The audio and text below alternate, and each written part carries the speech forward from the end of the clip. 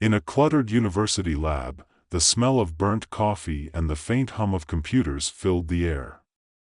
Max Chen, a charmingly disheveled physicist in a stained lab coat, stood at the center of chaos. He gestured wildly with a slice of pizza, explaining his latest groundbreaking experiment to a group of skeptical interns. "Picture this, time is like a pizza," he exclaimed, a wide grin on his face. "You've got your crust, that's the past. The toppings? Those are our decisions. If we mess with it, we could end up with a pineapple on a pizza that should have been pepperoni." As his interns stared blankly, one asked, "Is that supposed to make sense?" Before Max could respond, a sudden crackle of electricity surged through the lab. "Oh no," he muttered, dropping the pizza slice. It fell with a splat, but the real disaster was yet to come. The experimental device, a chaotic array of wires, blinking lights, and a suspiciously wobbly base, began to shake and emit sparks. "Everyone, back away!" Dr. Elena Ramirez shouted, her authoritative tone cutting through the laughter. She rushed to shut it down, but it was too late. With a blinding flash and a sound like 1,000 alarms, the machine exploded in a shower of confetti and sparks. "Welcome to the party," Max quipped, as he and his interns found themselves covered in glittering debris.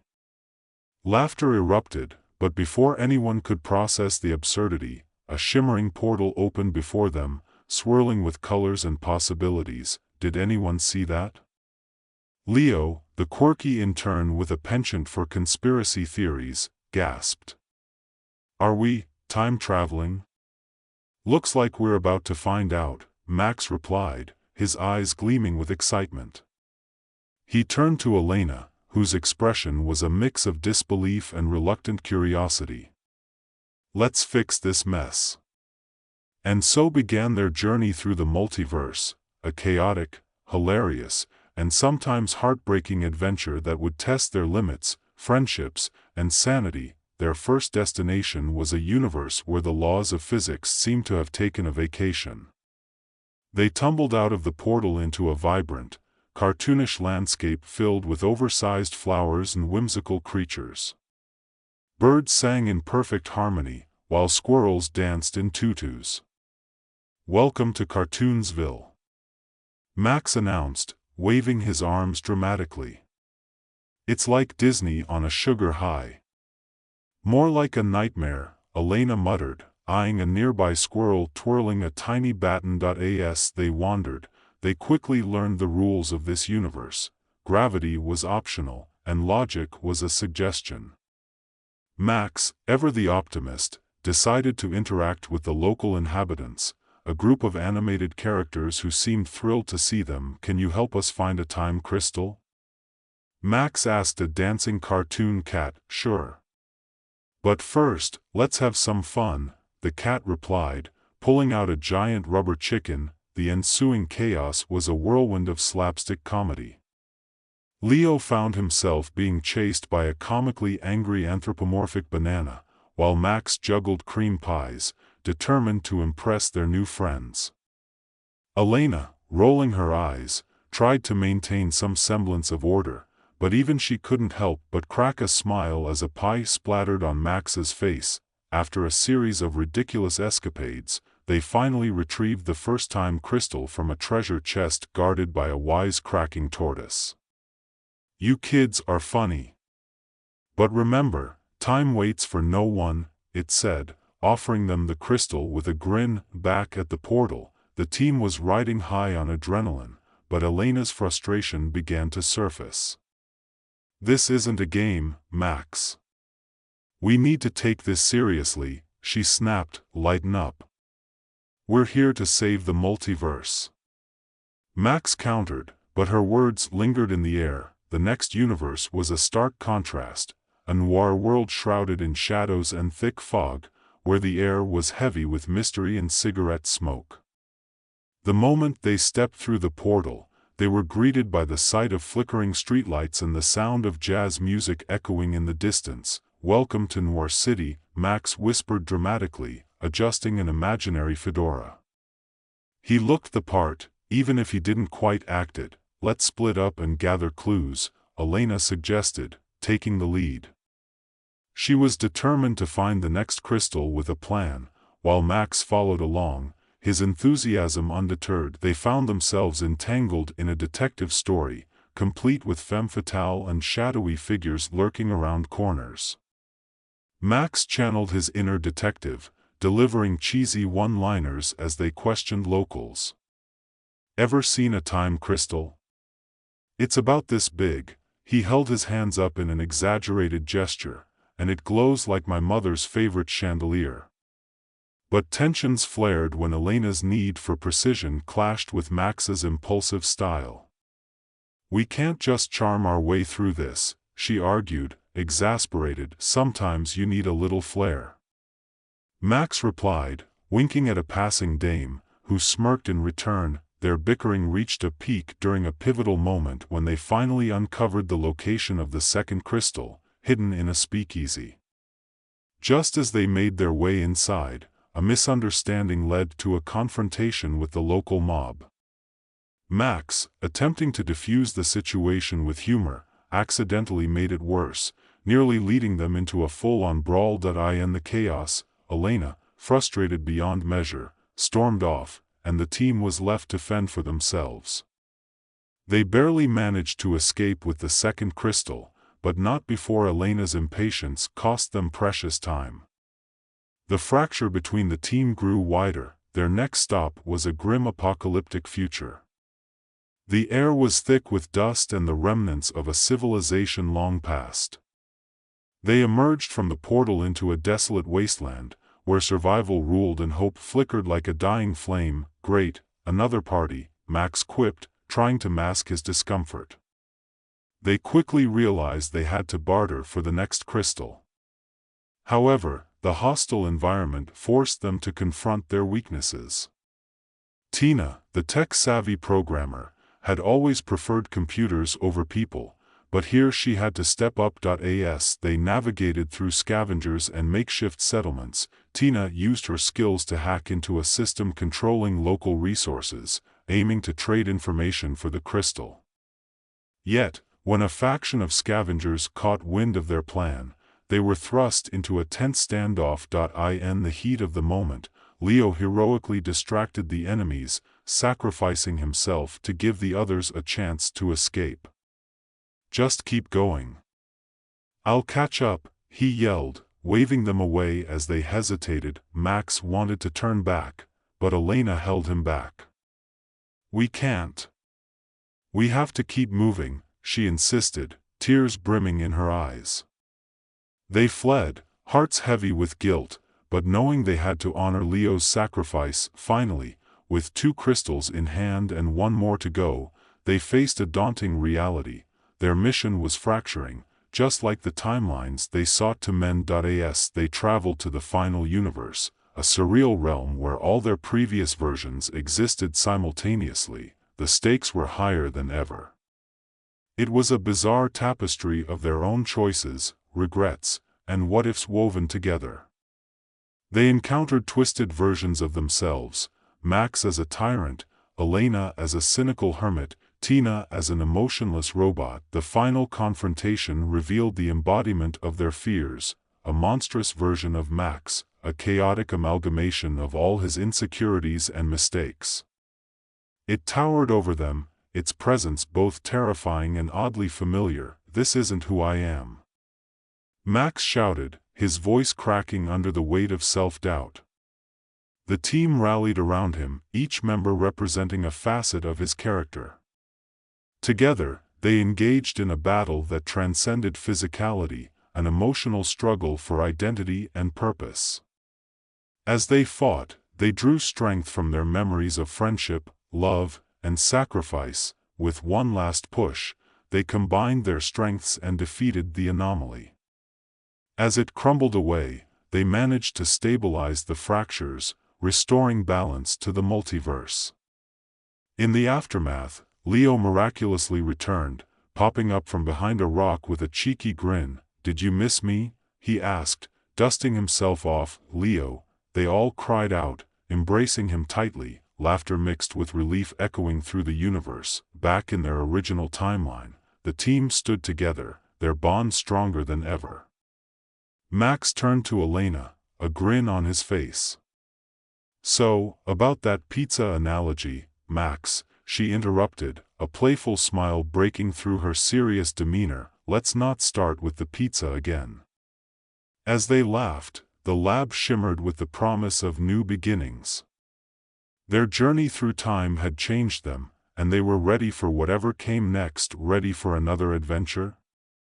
Max asked, his eyes twinkling with mischief. "Only if you promise to keep the pizza out of it," Elena replied, shaking her head with a smile. With that, they stepped back into their world, ready to tackle the challenges ahead. Together. As the laughter faded, the team found themselves back in the lab, surrounded by the remnants of their earlier chaos. The portal device, though still flickering with residual energy, now seemed more like a quirky relic than a source of impending doom. Max glanced around, a sense of satisfaction settling over him. They had survived, not just as individuals but as a cohesive unit. "Let's take a moment to appreciate what we just accomplished," Elena said, her voice steadier now. "We navigated through different realities, faced our fears, and came back not just with crystals but with a deeper understanding of ourselves and each other." Speaking of crystals, Leo piped up, pulling one from his pocket and holding it up triumphantly. "What do we do with these now? Should we turn them into a really weird set of coasters?" Tina chuckled, a rare sound that felt refreshing. "How about we use them to power the machine? It might just keep the multiverse from collapsing in on itself again." Max nodded enthusiastically. "Great idea. If we can harness their energy, maybe we can create a stable portal, one that lets us visit new worlds without the risk of them falling apart. Or becoming cartoonishly absurd," Elena added, her eyes twinkling. "Remember, we still owe Leo a pizza." "Only if it's pepperoni," Leo declared, bouncing on his heels. "I refuse to let pineapple taint my taste buds ever again." With a plan in motion, they gathered around the portal device, a mix of determination and excitement buzzing in the air. They started to connect the crystals, their fingers deftly navigating the intricate wires and circuits. Max took charge, his energy infectious as he explained the process step by step, his confidence radiating. "Just imagine the possibilities," he said, eyes sparkling. "We could visit realms where history played out differently, or even where we can meet alternate versions of ourselves that are way cooler than we are. Like a Max who actually wears a clean lab coat?" Elena teased, a smirk on her face. "Hey! This coat has character." Max defended playfully, though he couldn't help but laugh. As they worked, the portal began to hum, the colors swirling more vibrantly than before. It was as if the machine was awakening, responding to their collective energy and enthusiasm. The familiar sensation of adventure tingled in their fingertips, and they exchanged excited glances. "Ready?" Max asked, looking around at his team. Their nods were firm and resolute. They had faced uncertainties and had come out the other side stronger. "Let's see what's out there," Elena replied, her voice steady. She reached forward and pressed a button. The portal rippled, casting a kaleidoscope of colors across the lab. With a deep breath, they stepped through together. The world around them shifted and morphed, colors and sounds blending into an exhilarating chaos. When they landed, the air was thick with the scent of fresh flowers and a faint hint of vanilla. They found themselves in a realm that felt both familiar and strange. The sky was a brilliant shade of purple, dotted with fluffy, cotton candy clouds. Trees stretched high into the air, their trunks shimmering with metallic hues. Creatures darted around them, some whimsical, others eerily elegant, each one unlike anything they had ever encountered. "Welcome to Dreamweaver's Grove," a melodic voice called out. A figure emerged, ethereal and glowing, floating a few inches off the ground. It was a tall being with cascading hair that sparkled like stars, wearing robes that seemed woven from the very fabric of night. "Who are you?" Max asked, stepping forward with a mix of curiosity and awe. "I am Lyra, guardian of dreams," the being replied, eyes shimmering with wisdom. "You have crossed into a world where thoughts and dreams intertwine, creating realities that exist only in the imagination. Here, your innermost desires and fears manifest before you." "Fears?" "Oh boy," Leo said, glancing nervously at the others. "What if my worst fear is waiting for the Wi-Fi to connect?" Lyra laughed, a sound like chimes in the breeze. "Fear not, young one. In this realm, we shape our experiences through our intentions. But be cautious, the heart of this world thrives on balance. Disrupting it could lead to consequences." "Consequences?" Tina echoed, suddenly serious. "What kind of consequences?" "The kind that twists dreams into nightmares," Lyra explained, her expression turning somber. "Every emotion carries power. Anger can manifest as storms, and despair can bring forth shadows." Max felt a chill run down his spine. "So we need to keep our heads clear and our hearts light?" "Exactly," Lyra confirmed. "To navigate this world, you must embrace your truths, both light and dark.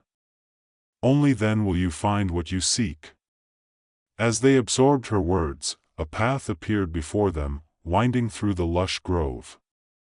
The colors shifted as they walked, the environment responding to their thoughts and emotions. Max could feel a tingle of excitement mixed with trepidation. Every step held the promise of discovery. "I think we should find out what our dreams are made of," Max said, his voice filled with determination. "Let's see what lies ahead." They ventured down the path, and with each step, the grove transformed around them. Vivid flowers bloomed in their wake, whispering secrets, while trees danced softly as if acknowledging their presence. Max's heart raced with the thrill of exploration, but he also felt a sense of vulnerability. What would their dreams reveal about them? Suddenly, they came upon a clearing, where a shimmering lake reflected the kaleidoscope of the sky.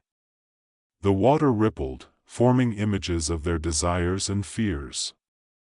Max stepped closer, peering into its depths that he saw himself, standing confidently in front of a crowd, delivering a groundbreaking lecture. The audience was rapt with attention, hanging on his every word. But just as quickly, the image shifted to one of him failing, stumbling over his words, met with laughter and ridicule. "Whoa," he breathed, stepping back. "That's unsettling." "Those are your possibilities," Lyra said, floating beside him. "Every choice you make can lead to different outcomes. What you focus on will shape your reality." Max nodded slowly, taking in the weight of her words. "I want to be the confident version of myself, not the one who stumbles." "That is your truth," Lyra affirmed, her voice gentle. "Embrace it." Next, it was Elena's turn to approach the lake.